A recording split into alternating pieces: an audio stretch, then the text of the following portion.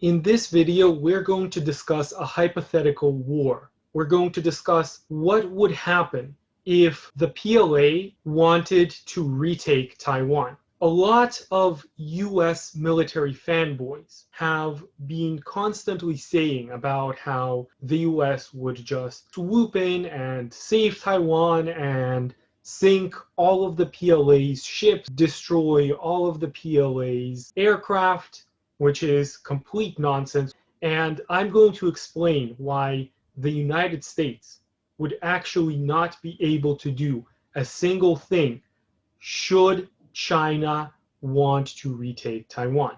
Now, obviously, I do not want such a conflict to ever happen. This is just a hypothetical discussion of what could happen, what would happen, how the military forces of both respective countries, China and the United States, compare with one another, specifically in the context of this part of the world, this region, which is very, very close to China. That is very important to make that distinction, that we're not comparing the overall aggregate military strength.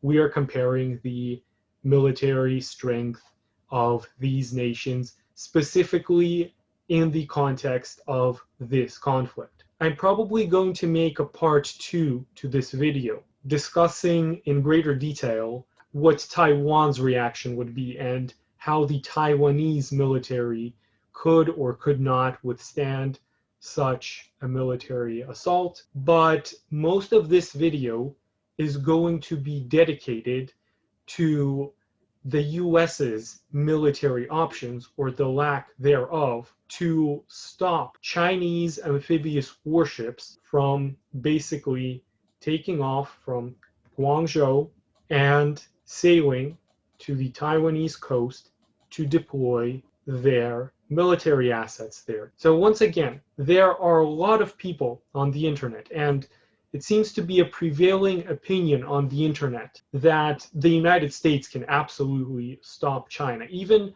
among pro-China circles, this seems to be a very commonly held opinion.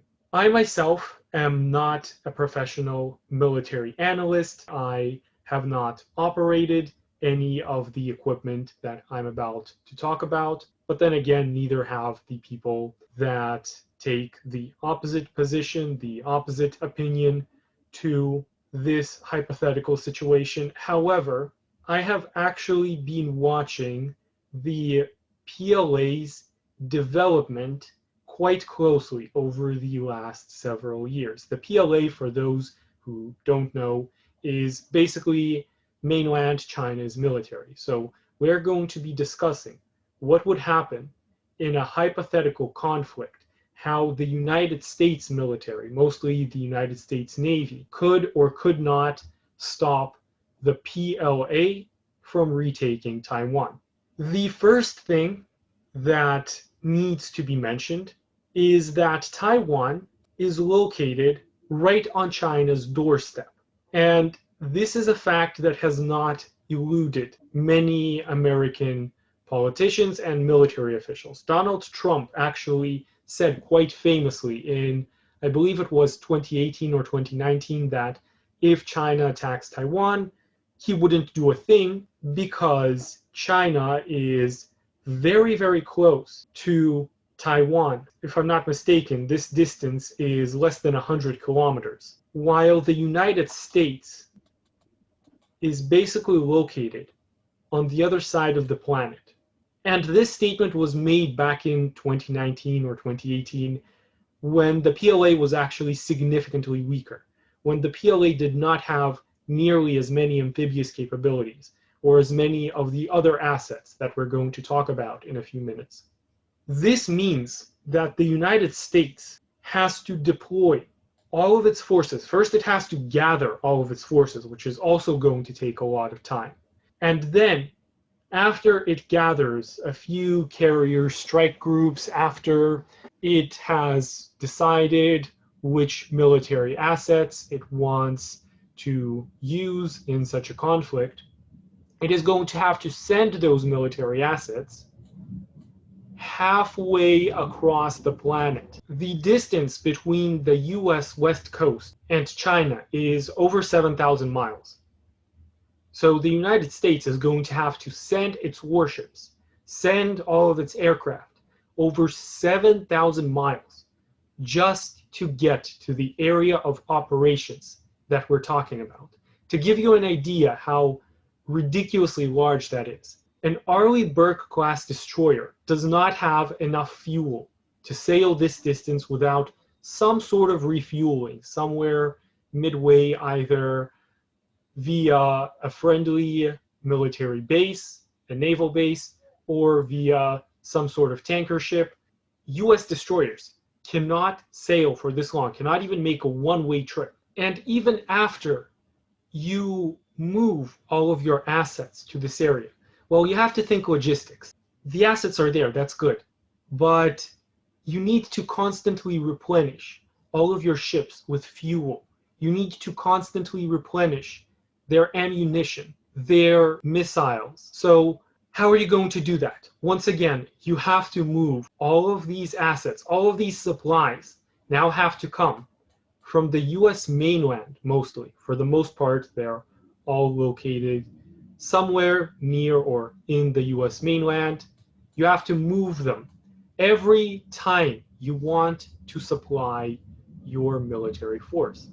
And the PLA knows this, right? So the PLA is obviously going to try to intercept these shipments. The PLA has its own nuclear submarines that can patrol this area right here somewhere, and they can just hunt any supply ships that are going to try to resupply the main US force that is going to be deployed near Taiwan.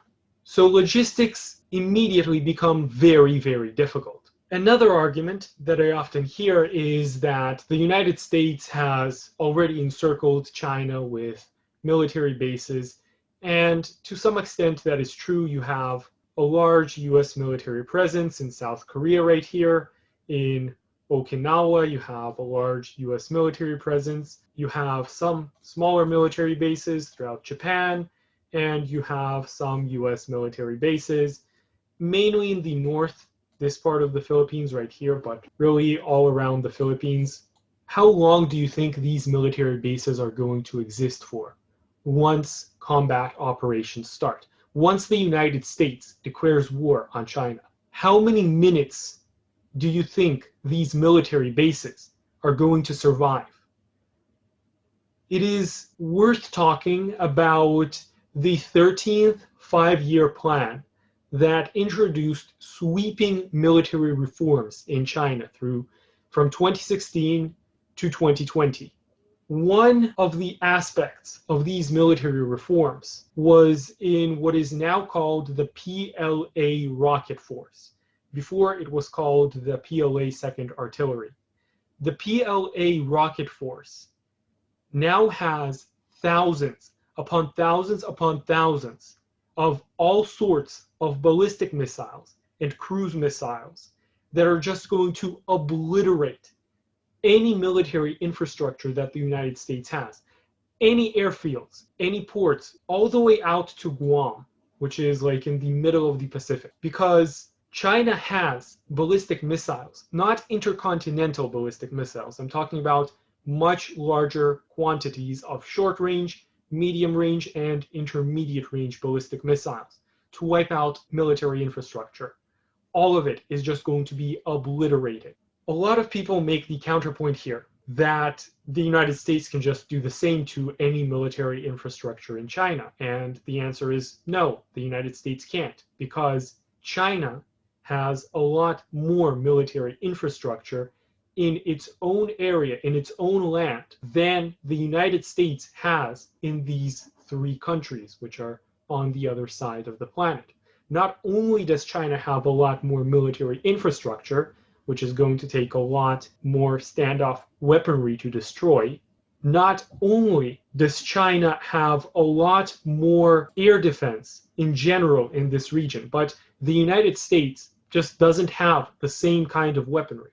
And there is a very good historical reason for why the United States cannot match China in this type of weaponry.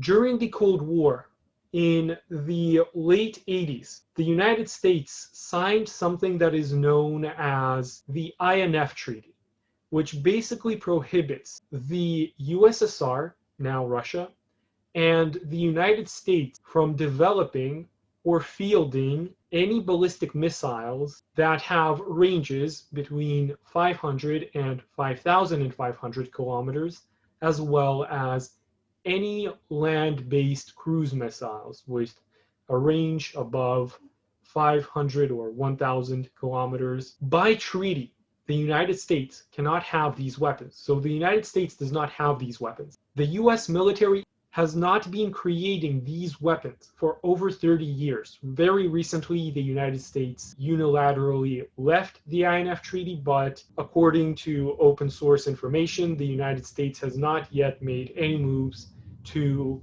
create similar classes of weaponry, which would take a while. The United States has lots and lots of cruise missiles, but those cruise missiles are much easier to shoot down than ballistic missiles. They don't have quite the same range, and they carry payloads that are actually significantly smaller, especially compared to the larger intermediate range missiles that China fields. So using these cruise missiles is only going to have a very limited effect. Usually when cruise missiles are used to strike targets, usually for ground attack, cruise missiles try to take all sorts of flight paths that puts them somewhere in a valley, somewhere behind a mountain or behind a hill. Basically, the idea is to avoid radar detection. Cruise missiles fly very low to the ground, usually like 15 meters above the ground, and they fly at subsonic speeds, right? So that way, because they fly so low, they can evade radar detection. However, look at the terrain that we're dealing with. A submarine or a destroyer is probably going to launch its missiles somewhere from around here. This is water. There are no mountains to hide behind on the approach to mainland China. So if the United States wants to strike something like a port, something like a military airbase in mainland China, those cruise missiles are going to be detected from a relatively large distance, especially since you'll have PLA aircraft that are going to be detecting these cruise missiles from the air, AWACS, and so on. They're still going to be somewhat hard to detect because they're so close to the ground, and it's going to become difficult to distinguish between the missile and the water, but that is going to be much, much easier to do than in something like Syria, where a lot of US cruise missiles were shot down, by the way, by very, very old Soviet-era air defenses. China obviously has just light years more advanced anti-air systems. It has technology that is just light years more advanced, and it has more of that technology. And again, we see that geographical disadvantage that the United States has. The United States cannot rely on any of its military ports, on any of its military airfields in this region, all the way out to Guam, including Guam. All of those military assets, those stationary military assets, are going to be annihilated pretty quickly. The flight time for a short-range ballistic missile is like 7 minutes. For an intermediate range, it's like 20-25 minutes. Of course, the United States has anti-ballistic missile capabilities, very significant anti-ballistic missile capabilities, but it doesn't have nearly enough of them in the area to counteract what are essentially thousands upon thousands upon thousands of ballistic missiles. The rule of thumb is that you have to shoot like 3 interceptors for every ballistic missile, and even then it's not a guaranteed kill. The United States just doesn't have anywhere near the necessary amount to defend from that many ballistic missiles. The United States just doesn't have nearly enough assets in the area in general. So a little bit more about how badly outnumbered the United States. And even if you include the US's military allies like South Korea or Japan, I don't know why they would want to jump on board the US's anti-China wagon if it means they're going to be potentially subjected to nuclear annihilation. I don't think any sane politician would do that, including in the United States, by the way. That's yet another reason why the United States probably wouldn't even muster the political will to stop China here, because the United States formally recognizes Taiwan as part of China. So they're not going to risk nuclear war over Taiwan, over what they formally consider to be a part of the People's Republic of China.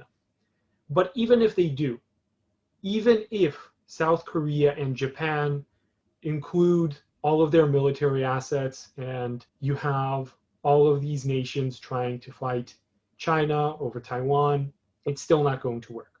So another reason why the United States would be so badly outnumbered in such a military conflict is because it's going to take a lot of time for the United States to deploy all of its military assets in this area.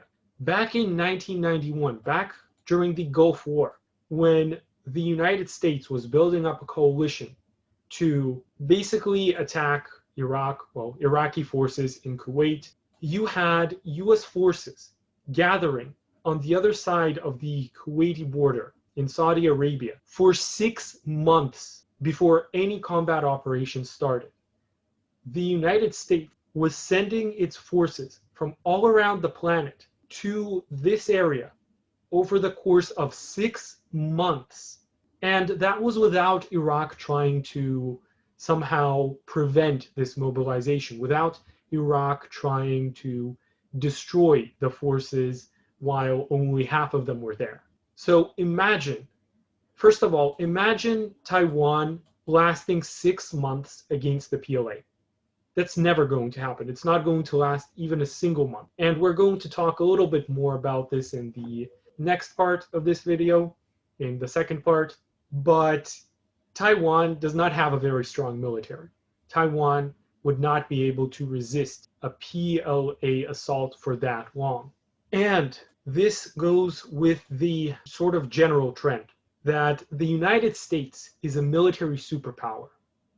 That means that the United States has to keep its assets scattered across the entire planet to protect its interests. China, on the other hand, has a very relatively simple combat doctrine, a very relatively simple military doctrine. China's entire military doctrine is maybe like 99% of it is only built around countering the United States in a naval war in this region. And it's going to do that very, very well. In fact, military war games have actually demonstrated that China basically has total dominance up until, at the very least, the first island chain, which is roughly where I've drawn this red line. While the second island chain, which includes Guam and is like over all the way over here, is more under the US's military influence. And somewhere in between those two is kind of like more debatable. So the United States is going to need a lot of time to redirect its forces into the area near Taiwan. And while it's doing that, what do you think Russia is going to do? It's debatable whether Russia wants to actually invade the Baltics or Ukraine or make some other military provocations in Syria. What do you think Iran is going to do? So the United States has to counter all of these actors, all of these global powers at the same time.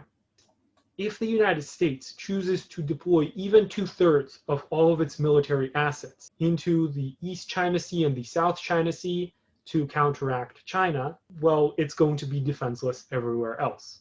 And the US knows this. China knows this. So China, even though it has less military power on paper, is actually able to deploy a lot more of its military assets into this region.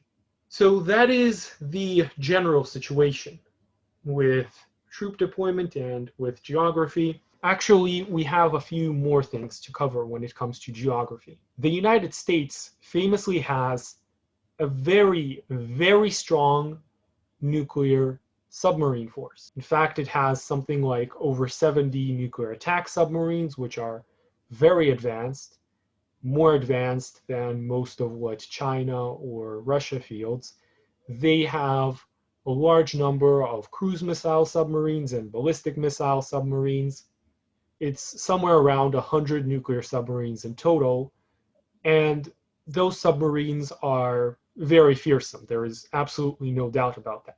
However, there is another big military disadvantage that the United States is going to have to suffer. In fact, this is a threefold geographical disadvantage. First of all, as you can already tell by this map, and I'm going to show you a better map in the second, this entire area, the East China Sea and most of the South China Sea, consists of shallow water.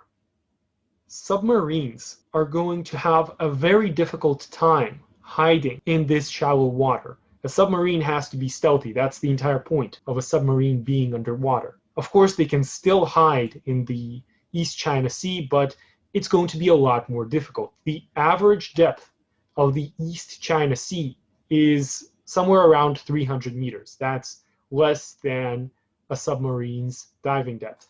So let me show you a few topographical maps of the East and South China Seas. Here we can see the South China Sea.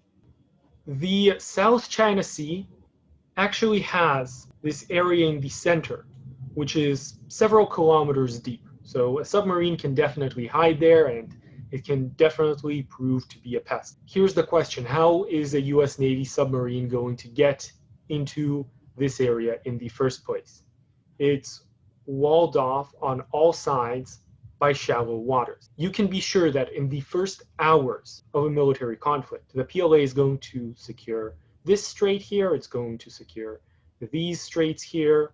It is going to definitely try, and I think it will have a lot of success in securing these straits, especially because you have to remember about the quote-unquote unsinkable aircraft carriers that China has, the man-made islands that it's built in the South China Sea, which allows it to project power all the way up to this area. It's going to place sonobuoys there. Submarines are going to have a very, very difficult time getting in and out of this area. China has considerable anti-submarine capabilities, and it has a lot of diesel-electric submarines as well, which are actually in a lot of ways superior to nuclear submarines. Nuclear submarines are louder than diesel-electric ones. Their advantage is that they don't have to surface nearly as often, and they're not limited in fuel, but diesel-electric ones, especially modern ones, are typically quieter than nuclear submarines, and China has a lot of those. And it doesn't have to surface very often. It isn't going to have to, well, it's going to have to surface, but when it does, it's going to be protected by the massive, massive air force that the PLA has. Those submarines are going to be protected. They're not going to be in a lot of danger, so they can surface. China is not going to have nearly as much trouble providing its submarines with fuel as the US would if the US had diesel-electric submarines. So China can rely on its diesel-electric submarines. Diesel-electric submarines are also quite a bit more maneuverable than their larger nuclear-powered counterparts. And don't take my word for all of this. The United States itself actually has plans. There are some proposals to introduce diesel-electric submarines into the United States Navy, mainly for these types of littoral combat operations that take place very close to the mainland's coast.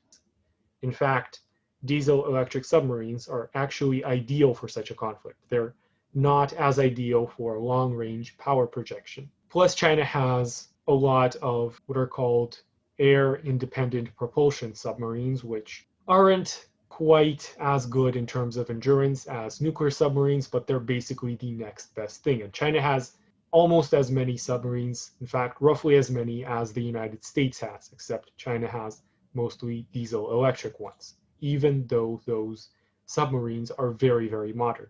So any US submarine is going to have a very difficult time operating in the South China Sea because it's going to have a very difficult time getting here in the first place. And when it does, it's going to have to deal with the PLA submarines.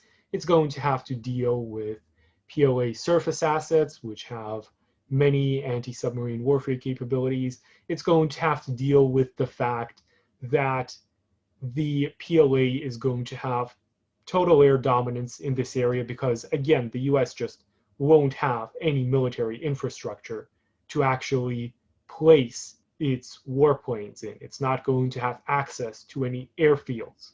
Those aircraft are going to make it a lot easier for the PLA to hunt any US submarines, or Japanese or South Korean submarines for that matter. South Korea and Japan actually do have diesel-electric submarines, which are considered to be world-class, but they just don't have nearly as many of them as the PLA does. Here is a topographical map of the East China Sea.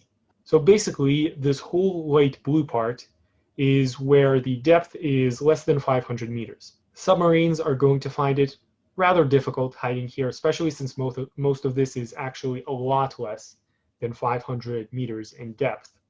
So again, this just goes to demonstrate the massive geographical disadvantage that the US would have to deal with. Another disadvantage, geographical disadvantage specifically, comes with the fact that the United States probably doesn't have as good underwater maps. It doesn't have as good of an idea of the underwater landscape in the region as China does. This is obviously impossible to prove because on both sides this is top secret information, so nobody in the world can say this for certain, but it is a reasonable assumption given that we're talking about an area that is physically closer to China, so there's every reason for China to have better underwater maps because China can conduct more underwater expeditions, exploratory missions, specifically in this area than the United States can. And China has a defender's advantage in that it can simply lay mines before the US Navy even gets here.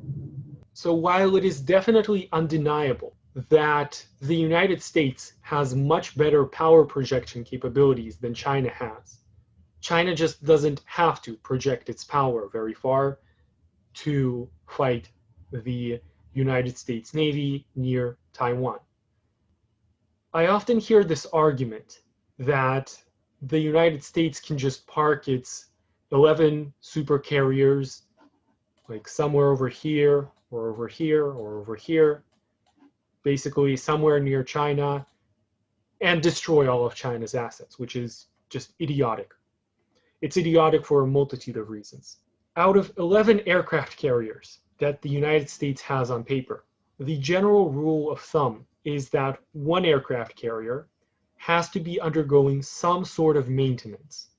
The second aircraft carrier is going to be partaking in some military exercise.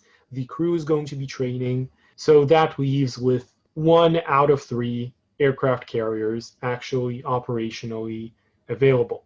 Maybe, and in fact, probably the actual numbers are going to be a little bit higher. Let's say that the United States can rely on 6 or 7 aircraft carriers if it can get them to this area in time, that it has 6 or 7 aircraft carriers that it can rely upon.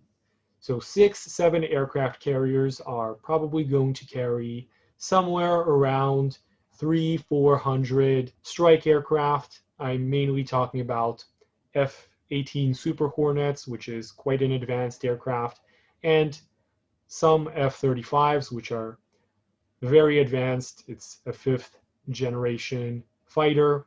However, that's not going to be enough for a multitude of reasons. First of all, aircraft carrier-based aviation is always going to be a little bit weaker than land-based aviation. Let's compare an F-18 and what I would say is its rough Chinese equivalent on land, meaning that the aircraft is going to take off from land instead of from an aircraft carrier. Let's compare it to the J-11, or any Chinese flanker for that matter. Flankers are a family of aircraft descended from the Sukhoi 27, which was made by the Soviet Union, by the late Soviet Union, and is a very popular aircraft all around the world, actually. China has some very technologically advanced flankers. China has some flankers that it's imported from Russia. Some of these are fairly old, like from the early or mid 2000s. Some of these are fairly new and capable, like the Sukhoi Su-35, very capable actually. But most Chinese flankers are actually domestically built and are equipped with domestic electronics. Given that these land-based aircraft are larger than their carrier-based counterparts, they can carry bigger radars. That means that those radars, assuming the same level of technology, which is actually a fairly reasonable assumption given the massive strides China has been making in radar technology recently. So these bigger aircraft are going to have more powerful radars. They're going to have better jamming capabilities. They're going to have better IRSTs. They are going to be able to carry more missiles and more armaments in general. They are going to have longer ranges. They're going to be able to fly farther than the carrier-based aircraft. They're all around going to be better, and this is going to be true no matter which two countries you compare. Land-based aviation is always going to be better than its technologically equivalent counterpart in naval aviation. This is true for AWACS aircraft. Let me show you a picture to give you a better idea of what I'm talking about. Here I have two images of two different AWACS. So this is actually a Russian AWACS aircraft. It's based on the IL-76, which is what China also uses, by the way. So this is what China is going to be using in terms of AWACS. Look at the size of this aircraft. Look at the size of the radar dish. Do you think that this propeller-driven aircraft is going to have nearly the same capabilities? Obviously, it's not. The United States uses the E-2 Hawkeye as its aircraft carrier-based AWACS. These AWACS have much smaller radar dishes, and they are considerably less powerful in terms of both radar strength and also actually in terms of endurance, in terms of flight range, and even flight speed, because this is a propeller aircraft, than these massive AWACS that can take off from land-based airstrips. And the same is true for strategic bombers. Strategic bombers can't be launched from aircraft carriers. Strategic bombers can be launched from Chinese airstrips in the area. And China has a lot of strategic bombers. So these strategic bombers that I'm talking about, let's find a picture. This is the H-6 bomber, which is the only strategic bomber in service with the PLA Air Force. It can carry somewhere between 6 and 8 supersonic missiles at a time, depending on which supersonic missiles you're talking about. Imagine 20 of these aircraft attacking an aircraft carrier at the same time. The missiles in question have quite a long range too. We're talking about supersonic sea-skimming missiles. So they're very difficult to detect, definitely possible, and they definitely will be detected. Most of them, I imagine, will be shot down, but 20 of these missile carriers, these bomber aircraft, will be able to carry well over 100 such missiles. And shooting down 100 of such missiles at a time is going to prove very, very difficult. Aircraft carriers can likewise be destroyed from submarines, either by launching supersonic sea-skimming cruise missiles or by simply torpedoing them. And torpedoing them is probably going to be more effective. On a lot of occasions, especially diesel-electric submarines have actually proven that they can sneak up very, very close to US supercarriers and US carrier groups.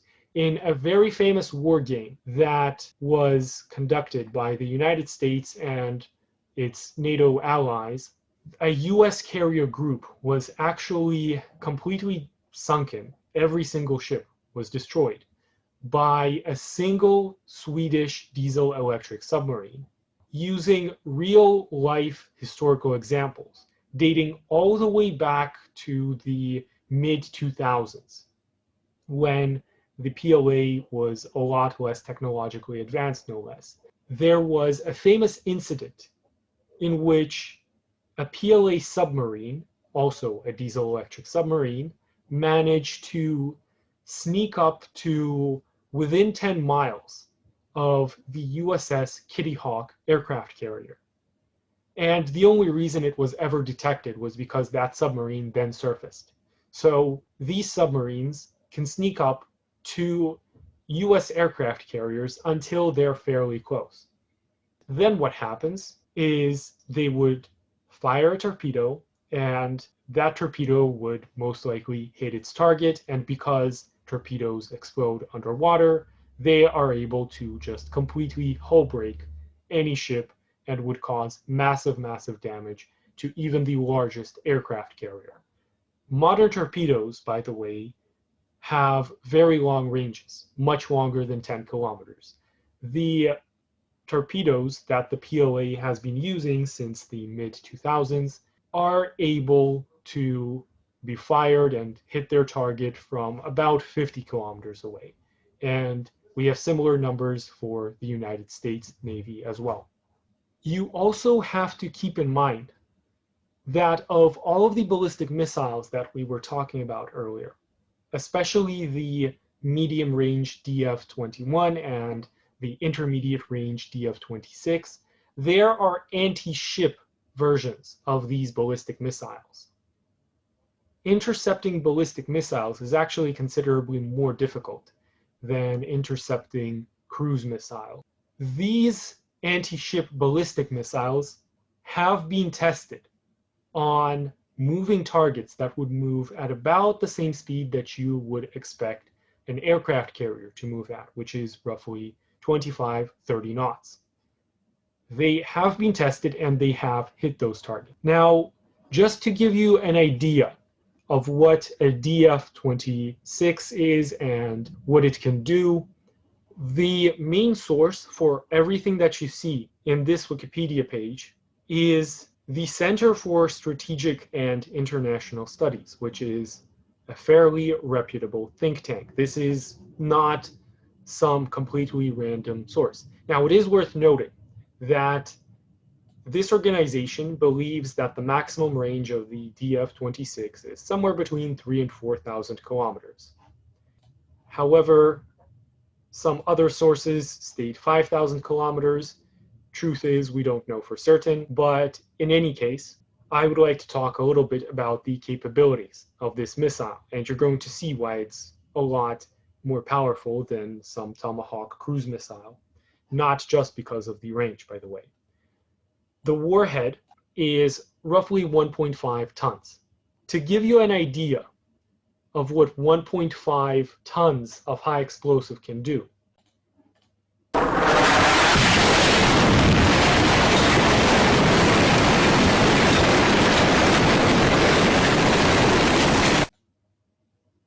this is a 1-ton bomb, 1 tons of high explosives.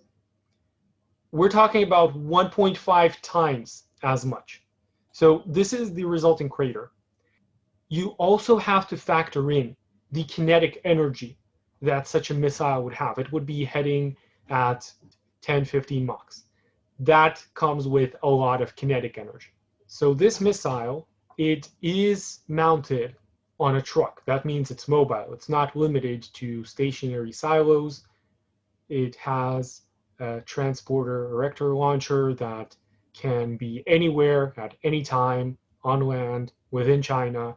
It can basically fire these missiles anywhere within between 3,000 and 5,000 kilometers of the Chinese coast, or anywhere in China for that matter. According to the Pentagon, according to US military intelligence, open source military intelligence, there are roughly 200 launchers.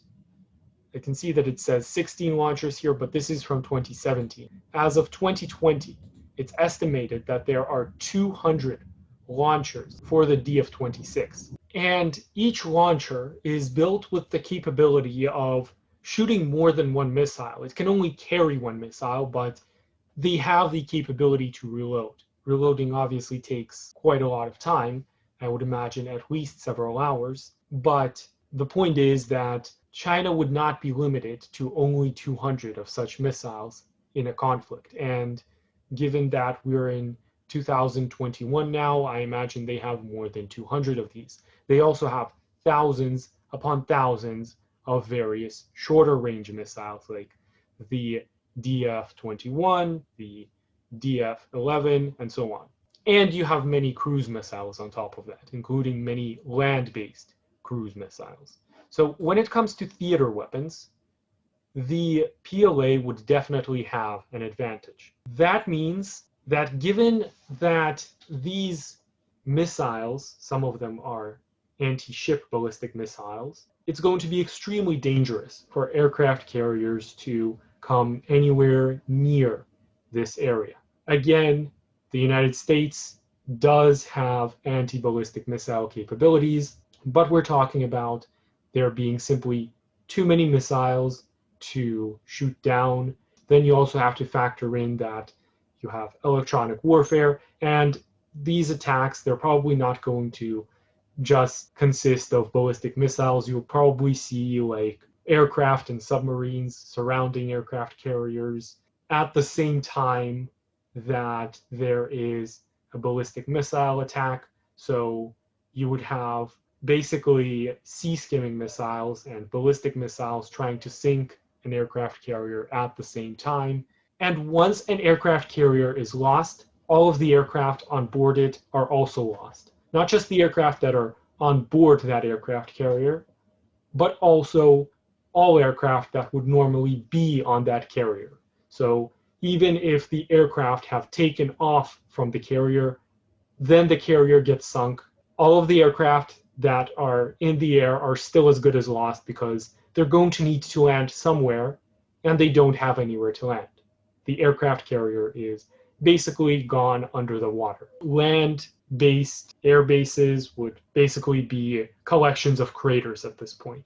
So because the United States basically can't rely on either its carrier-based aviation or its land-based aviation, while China has a lot more military infrastructure and a lot more air defense assets, and China can rely on its Air Force in this event. China is going to have basically total control of the skies, obviously not everywhere, but to somewhere within this area, which is in range of most aircraft. And again, everything that you hear coming from my mouth, especially in this regard, it's not just coming from my mouth. This is also the opinion of some very reputable organizations. This is the conclusion of war games that have been conducted. Again, don't take my word for it. This is a US report that talks about the same thing. Here you can see how many aircraft and how many assets in general both sides have. And by the way, this is from 2020. Even in 2020, it was not fully accurate because it says that the United States has 5th-gen aircraft, but China has been operationally using the J-20 since even before 2020. So China is actually the only other country besides the United States to have considerable numbers of its own domestic fifth generation fighter jets, which are very powerful, by the way. They're dedicated anti-air. They're more dedicated for air defense and air interception than the F-35. They're built more along the same school of thought as the F-22 in that regard. And here in red, you can see this rough area where the PLA can basically strike US military assets and ships. And here you can see the various US military bases. They're all well within this range. A bit farther away, that's more within the DF-26's range, maybe within range of Chinese strategic bombers, although that's going to be a bit risky. But there you go. To give you an idea of how this is going to also change over time, let's look at this same map but projected all the way out to 2025. So 2020, 2025. 2020, 2025. Pay attention to how this red part of the map increases. Pay attention to this red zone. That is China's access denial zone.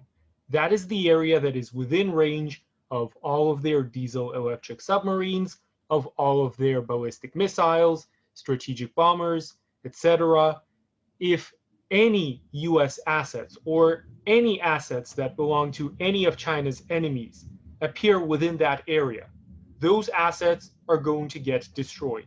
The 2025 map actually includes Japan's, Australia's, and South Korea's militaries on the United States side. It assumes that the United States is going to build a coalition and that these three countries are going to be willing to join the US coalition.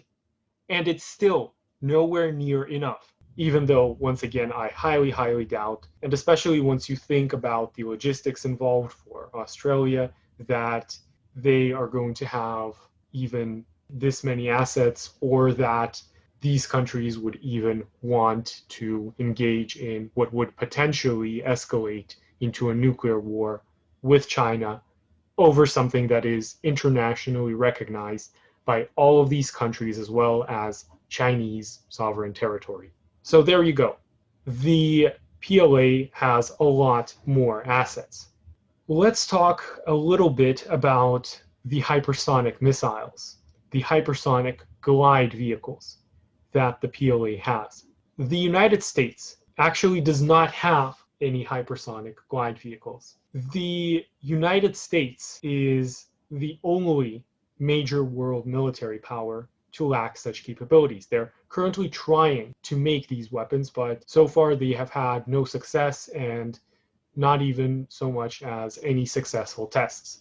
All the way back in 2017, when Russia first revealed its hypersonic weapons, the United States military staff, and I'm talking about high-ranking generals, basically admitted to Congress that there is no way to intercept such a weapon. You can intercept ballistic missiles because a ballistic missile basically has a fixed trajectory. If we imagine this sort of missile, we can imagine that it's taking off, and a radar can observe that it has traveled this path. Ballistic missiles follow a ballistic trajectory, hence the name. Therefore, based off of that information, we know that it's going to travel exactly along this dotted line. And we know exactly where it's going to be 5 seconds from now, 5 minutes from now. That's why it's possible to intercept a ballistic missile. A hypersonic glide vehicle does not follow this ballistic trajectory. A hypersonic glide vehicle can take off somewhere over here. It might travel like this. It might travel like this. And that's basically up to the computers on board this missile to decide. So it's not possible to intercept hypersonic glide vehicles in the same manner that it's possible to intercept your standard ballistic missile. China has revealed that it does have these weapons. It's demonstrated these weapons during its 2019 military parade when it marked the 70th anniversary of the People's Republic of China. The United States does not have either any such weapons or any ways to counter such weapons. Most likely, China does not have these weapons available in large amounts, but it's going to be enough to take out any key military installations on land and possibly in the water as well. So given all of this, how do you imagine a military confrontation would look for the United States, specifically a naval confrontation? The United States, we all know, has a huge navy. But even if it chooses and is able to quickly redeploy all of that within a matter of weeks, how do you think all of those assets would fare against the PLA?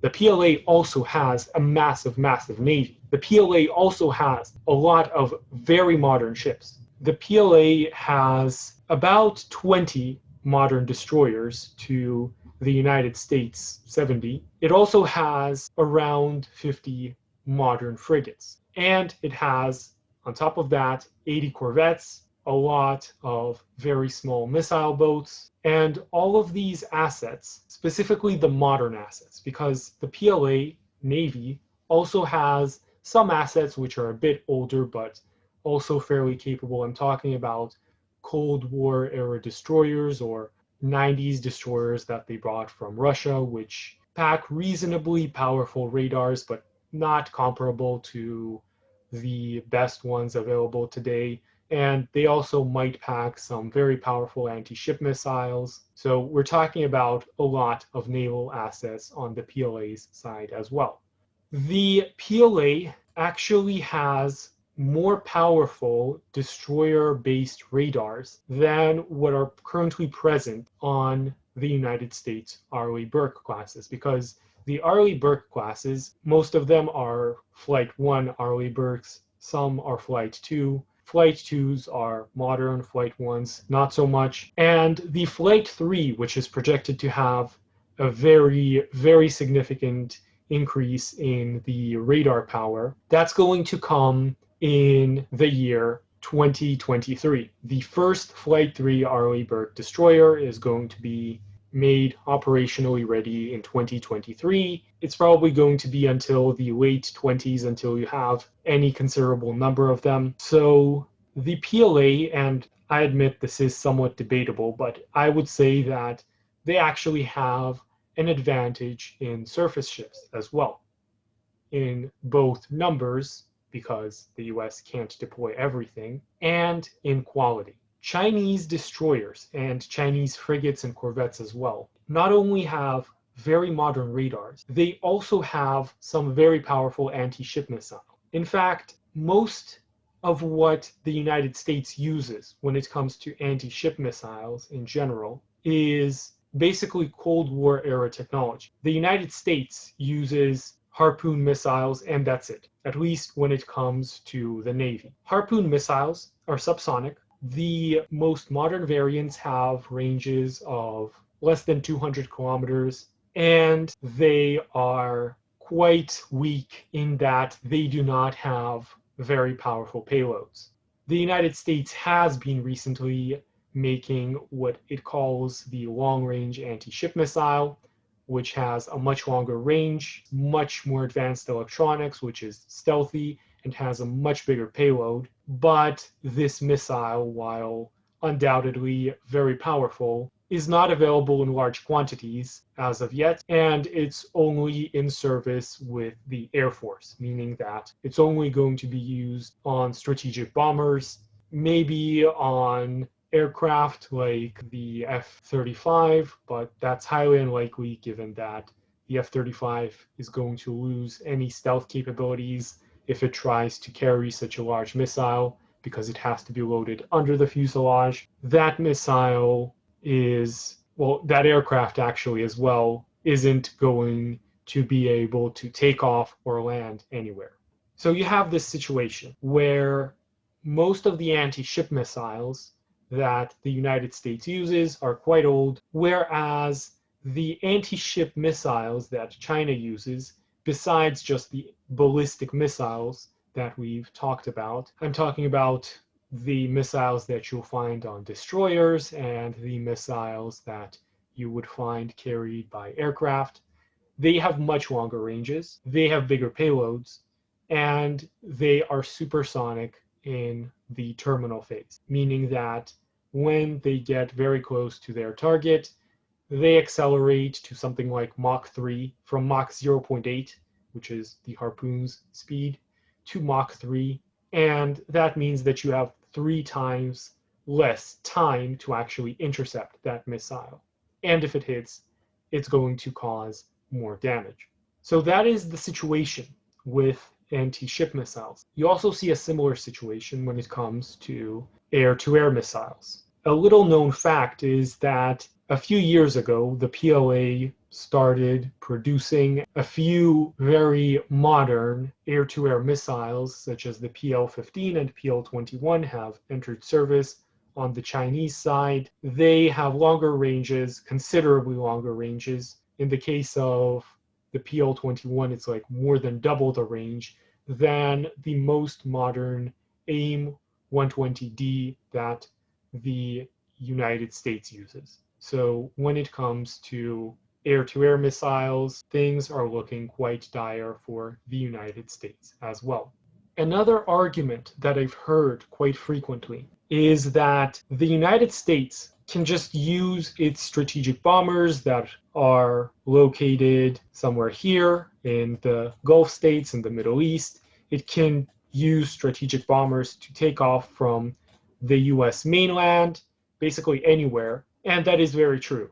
United States strategic bombers, while they're less in number, most of them are considerably more modern. They have much longer ranges. They can actually operate anywhere on the planet. They don't need airfields in this vicinity to be able to fight the PLA. They can take off from California, from Texas, anywhere really. They can fly here, and they can carry out bombing runs. However, I think that there are quite a few problems with this assertion as well. In order to survive, the PLA's air defense, both in interceptor aircraft, which again, the PLA has stealth aircraft. These are aircraft that are not only fast, not only have freakishly powerful radars and freakishly long-range air-to-air missiles, they are also undetectable, or they're very difficult to detect, especially if you have a bomber which is not meant to detect such aircraft. So not only can these interceptors shoot down any strategic bombers, they would be probably patrolling from time to time, trying to find any US assets in general, any enemy assets for that matter. But you also have land-based anti-air assets, ship-based anti-air assets. These bombers would not be able to make it to their destination, at least if they don't use standoff missiles. Now, the United States has some standoff missiles that can be launched from strategic bombers in large numbers, no less, but not in numbers that are large enough. You have basically the JASSM, the AGM-158, which has a range of around 400 kilometers. These bombers are not going to be able to get to their targets anywhere near that close. And even if they can, again, cruise missiles will be shot down. And then you have some JASSM ERs, which have considerably longer ranges, up to 1,000 kilometers. That is much, much farther. And I have little doubt that any bombers trying to launch missiles from 1,000 kilometers would be relatively safe. However, there are quite a few problems. Which bombers do you use? In fact, there are two problems. The first problem is that the United States, again, does not have an infinite stock of standoff weapons. No country does. The United States, however, in this case, actually has considerably fewer standoff weapons, especially of this particular type, than what China has. And the second problem is, which bomber are you going to use? Are you going to use the B-52, which is a 1950s aircraft, which is by no means outdated? Almost all bombers all around the world are from the 1950s, But even at 1,000 kilometers, I would not feel safe flying such a bomber knowing that the PLA wants to shoot me down. Do you use the B-1B bomber, which is semi-stealth and can go at supersonic speeds for small amounts of time using its afterburner, but is not operationally ready in large numbers?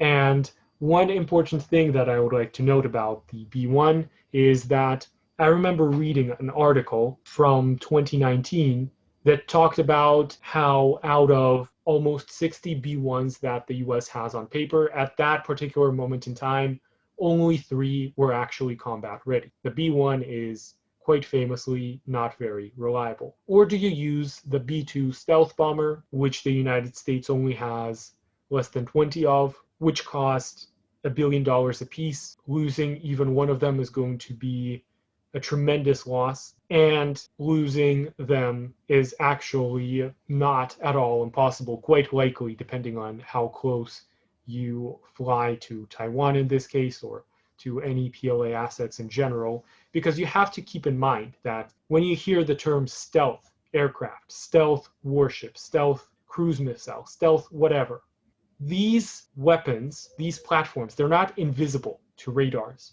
First of all, you can detect them using other assets. You don't have to use radars. You can use infrared sensors. And these weapons are not very stealthy to infrared sensors. And even to radar, they're not invisible to radar. They are simply more difficult to detect using radar. In fact, a lot of these stealthy aircraft were detected in all parts of the world, from all kinds of different countries, no less. Even by older technology, even by more technologically inferior platforms than what China is going to be using.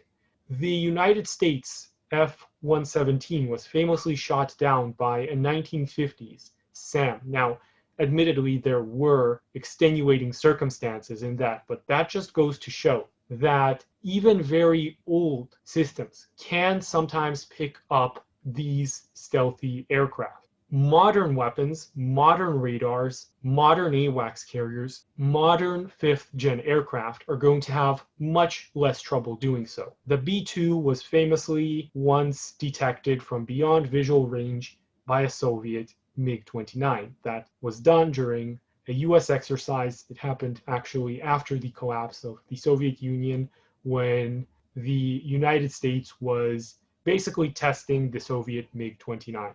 And the Soviet MiG-29, the Soviets had much worse radars than what China has, what the US had even back then. The Soviet MiG-29 did manage to detect the stealth bomber. Given that, China's modern aircraft are going to have absolutely no problem doing so, especially since many of these radars are specifically built with anti-stealth capabilities in mind. All of China's modern destroyers use low-frequency radars that are much better at detecting stealthy aircraft than the radars that you see on older platforms and the radars that you see even on modern aircraft. So using even stealthy bombers is not going to be such a good idea. Again, there is this misconception that stealth equals invisibility. No, it's not. Absolutely not. Stealth just means that you're more difficult to detect, which is very useful in and of itself, but it's not making you invisible, especially to the caliber of sensors that we are talking about. The last thing that I can see the US doing really is saying that if China decides to attack Taiwan, the US might say, we won't fight China in China. We might try to block Chinese shipping in these parts of the world, in other parts of the world in general, basically. But that's going to be just a major escalation. And even that is not going to be that effective, because if you think about it, well, you can definitely block Chinese trade routes very far from China. First of all, China can do the same thing to the United States. Second, the Belt and Road Initiative was built with this purpose in mind. It's important to realize that the Belt and Road Initiative is not just all about ports and such. You have major railroads stretching all across Asia. One of the reasons for that is because China knows that the United States cannot interfere with such infrastructure, with such trade routes, nearly as well as it can in the sea. The United States just isn't as powerful on land as it is on water. So a lot of China's trade routes actually go through land. China has some built-in immunity against such a strategy. Finally, once again, no sane country, no sane politician, not from Korea, not from Japan, not from the United States, is ever going to risk a military conflict with a nuclear superpower, one that has a nuclear triad. No one is going to risk mutually assured destruction over Taiwan. That is another reason why Donald Trump said famously that he wasn't going to do a thing if China decided to attack Taiwan. I can definitely see China trying to send Taiwan arms, maybe trying to raid Chinese shipping, but that is just not going to be enough. That is maybe going to cause a few more losses on China's side, but it's not going to change the outcome of the conflict in any meaningful way. The simple fact is that if China chooses to retake Taiwan, there isn't a single force on the planet that can stop China from doing so. So that is it for this report/discussion. Let me know in the comments if you agree or if you have a different opinion. Let me know if you think that Taiwan can stand for itself, or if you think that the United States and its military allies can stop China from taking Taiwan in theory, or if they would actually be willing to do such a thing in practice. Let me know in the comments. One more thing that I would like to touch upon is the question that many people are likely going to ask: if China can retake Taiwan, why doesn't it do so? Here is my opinion on this matter. China is patient. China knows that the United States is on the decline. Militarily, economically, the United States is declining. China is growing. Taiwan is declining even faster. Why would China want to begin this conflict now if it can begin this conflict 10 years later when the balance of power is even more lopsided in China's favor? Another reason is that China doesn't want to actually fight Taiwan unless it absolutely has to. And China has made this clear. Chinese politicians have made this clear many, many times. They would greatly prefer peaceful reunification. Military reunification is a measure of last resort. War is expensive, not only in human lives. That's another thing. China does not want to kill Chinese people. China does not want to kill either the military personnel or cause civilian casualties, which would undoubtedly happen to its own Chinese citizens, to what it sees as its own citizens. And war is also very, very expensive in terms of money. War costs money for all parties involved. That's actually another reason why I just don't see any country trying to come to Taiwan's defense. China has a lot of money. China is the world's #1 economy. I know that this is debatable, but I'm going to explain in much more detail later on why the Chinese economy is actually much, much stronger than the US economy, and it has a lot more resources that it can use than the US economy. The world is currently facing a global pandemic and a global economic recession. No one wants to waste a lot of money on war. Not China, not the United States, not Japan, not anyone else. So war just isn't profitable in this case. In fact, I'm going to go a step farther with this. I'm going to say one more thing. I don't think that the US would be able to fund such a military campaign, even if it wanted to. Because once again, deploying all of these assets, supplying all of these warships, all of these aircraft, that is going to cost a lot of money. The US is dealing with its own domestic instability. You're seeing riots practically every week in the United States. You are seeing massive stimulus packages that are very near to massively inflating the US dollar. And even despite that, you are seeing various austerity measures in the United States. The United States is going to be more focused on maintaining internal stability than telling its citizenry that 5 times more money is now going to go to countering China because China is trying to retake territory that is internationally recognized by all parties as being Chinese. The United States citizenry would likely just revolt in such a case. The United States citizenry is not going to accept any more austerity measures. Other than that, if the United States does not implement such measures, I just don't see the United States having the economic resources to fund such a war. Even during the first Gulf War, the United States saw an economic recession. The United States actually ran out of guided bombs during its bombing campaign of Iraqi forces. That is a little known fact that the United States had to purchase guided munitions from Germany and from Japan at inflated prices just to keep bombing this tiny, insignificant country of Iraq. When it comes to dealing with one of the world's most militarily powerful countries, on that country's doorstep, things are going to be much harder. So now that really is it. That's all I have to say on this matter.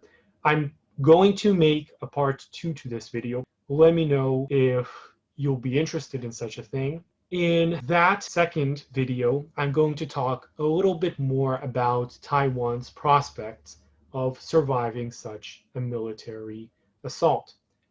I don't think that Taiwan would be able to last very long against such a military assault, but nonetheless, we will explore in some detail what Taiwan's options would be to retaliate militarily and exactly how long they can last, given that they might have some international support or they might have no international support whatsoever. So let me know if you'll be interested in that. And that is it for this report.